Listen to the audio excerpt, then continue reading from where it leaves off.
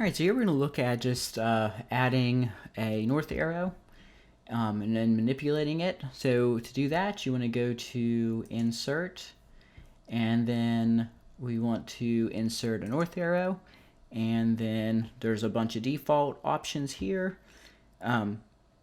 So we'll just add a fairly simple one. There we go. And the key thing with north arrows generally is you don't want them to be too big. Again, they're ancillary information. If you maintain it as a north arrow, it is dynamic. So for example, if I activate this frame and we actually change the orientation, so let me see here, map, should be an option here for that. I always forget where that is. View maybe? Oh, here we go. So I'm going to turn the navigation bar on, and we could turn it so the map is not north oriented. Maybe.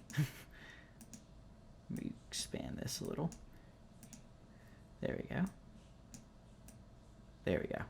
All right, so I'm just turning it, and let's zoom in a little bit. So minimize that, close. So you can see that the north arrow updated for that.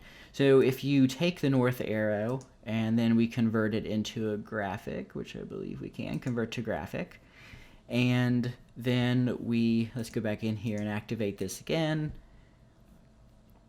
Layout, let's see, I always forget where that is. View, turn the navigator back on here, and if we double click, I believe it takes it back to north. So note that the north arrow didn't update, and that's because we converted to a graphic. It's no longer dynamic. Also, you may have noticed that the scale bar hasn't changed even though we zoomed in and zoomed out, and that's because it's already been converted to a graphic. That's why you don't convert these to graphics until you're done.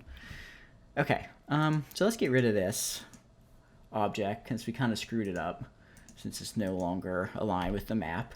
So I'm going to insert another one. Okay, so again, if you wanted to edit this as a graphic, you can again convert to graphic, again once you know you're not going to manipulate the orientation anymore. And then if we go to format, there should be options here to format it. So there's a size, a fill. So for example, we could change the fill there to something lighter. There's no options for text because there's no text elements. If we wanted, we could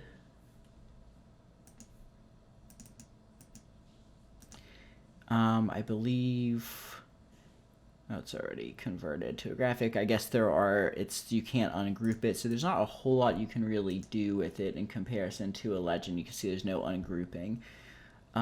Different scale bars are going to have different options. So, you might be able to have like a fill versus a stroke. Apparently this just has a fill color, and it seems to only really be applied to the text. You can't really change the color of the interior there. Let's just add another one and just see if it does have options for making those changes. So let's grab this one that has a black fill there, and we'll convert it to a graphic. And there's no options for ungrouping. So if we go to format, it looks like it's got a fill. And let's change it. That makes it like a gray color. There's no stroke options. Yeah, so really the only thing you could do is change the color. You could change So anyway, that's pretty simple. I think the key things is that north arrows aren't meant to be intrusive, so you generally don't want them to be too large, and you don't want to turn them into a graphic until you know that the map frame is effectively locked.